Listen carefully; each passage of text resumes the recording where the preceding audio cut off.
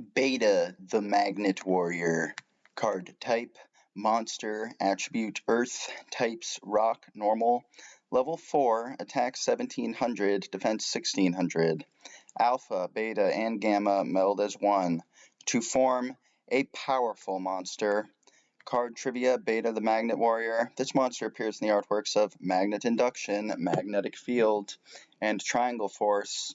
This monster's name is based on Beta, the second letter of the Greek alphabet. This monster is a retrained counterpart, Beta the Electromagnet Warrior. This monster is a retrained Rush Duel counterpart, Beta the Eternal Magnet Warrior. This monster has the highest attack of any level 4 or lower non-legend monster at 1700 attack. This card, Alpha the Magnet Warrior and Gamma the Magnet Warrior, each feature the same flavor text. The only other cards to feature the same flavor text are the Ojama normal monsters. This card's Japanese, Korean, OCG flavor text is also the shortest among normal monsters.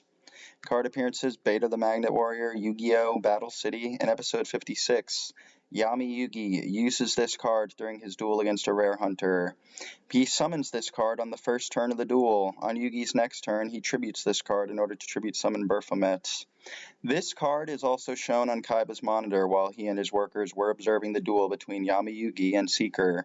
In episode 61, Yami Yugi uses this card during his duel against Arcana.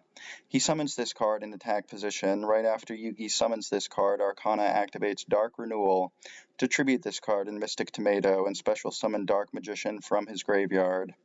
In episode 65, Yami Yugi uses this card during his duel against Strings while the latter was possessed by Merrick Ishtar. After this card is summoned, Yugi uses this card to attack and destroy Wormdrake. Later, Yugi tributes this card in Gazelle, the King of Mythical Beasts, in order to tribute summon Buster Blader. In episode 70, Yami Yugi uses this card during his tag duel of Seto Kaiba against Loomis and Umbra. He summons this card in defense position. In the next episode, Loomis equips this monster with Mask of the Accursed, which renders this card incapable of attacking or defending Yugi's life points. Loomis also explains that Mask of the Accursed will inflict 500 damage to Yugi during each of his standby phases. On Yugi's turn, he tries to tribute this card in order to tribute summon Beast of Gilfer, but Loomis activates Mask of Restrict to prevent Yugi and Kaiba from tributing any monsters they control to tribute summon monsters. In the following episode, this card was still face-up on the field. In the next episode, Yugi tributes his 3 Magnet Warriors in order to special summon Valkyrion the Magnet Warrior. Since this card is no longer on the field, Mask of the Accursed is destroyed after Umbra activates Masquerade to gain control of Valkyrion the Magnet Warrior, who Loomis took control of via the Mask of Remnants. Valkyrion attacks Yugi directly, but Yugi activates Defusion to return Valkyrion to his deck and revive the 3 Magnet Warriors under Umbra's control. Later, Kaiba activates Soul Exchange to allow himself to tribute his opponent's monsters for any tribute summons he performs this turn. Kaiba then tributes Umbra's 3 Magnet Warriors in order to tribute summon Obelisk the Tormentor. In episode 77, Yugi Moto uses this card during his duel against Joey Wheeler while the latter was possessed by Merrick Ishtar. He summons this card in attack position. After Yugi ended his turn, Merrick wondered why he didn't use this card to attack Rocket Warrior and believed he was trying to lose on purpose. Later, Joey's Rocket Warrior attacks this card, but Yugi activates Magical Arm Shield, which Yugi took from Joey in the previous episode via exchange, to redirect the attack to Joey's Panther Warrior. Due to the first 2 effects of Rocket Warrior, it is not destroyed and Joey takes no battle damage.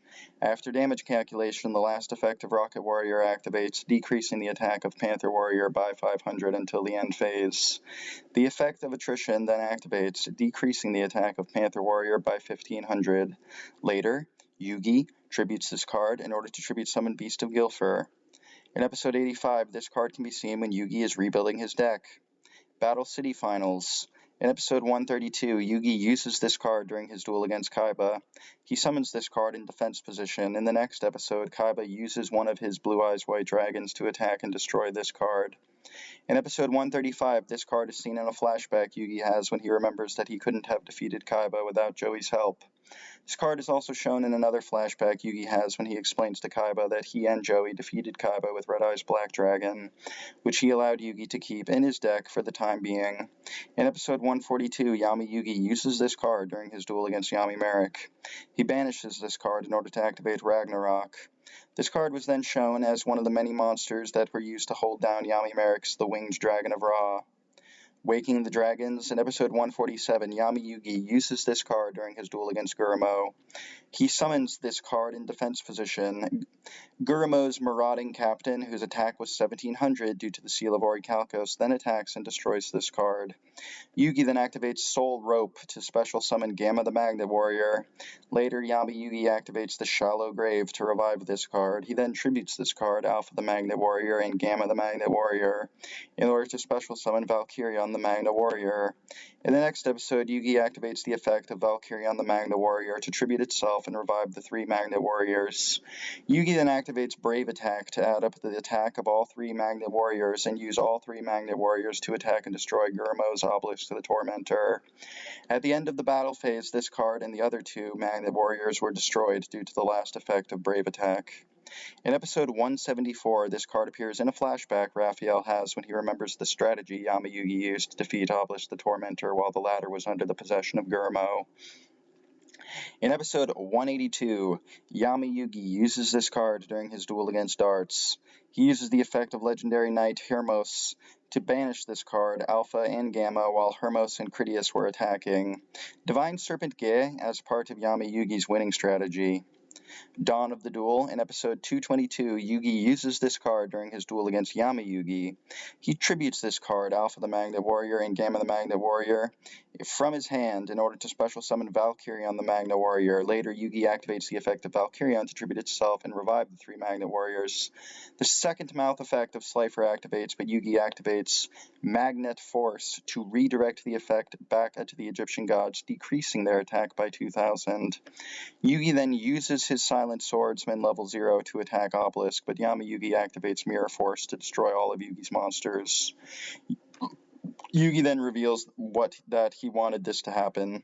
In the next episode, Yugi activates Magnet Reverse to revive Valkyrion the Magnet Warrior in defense position.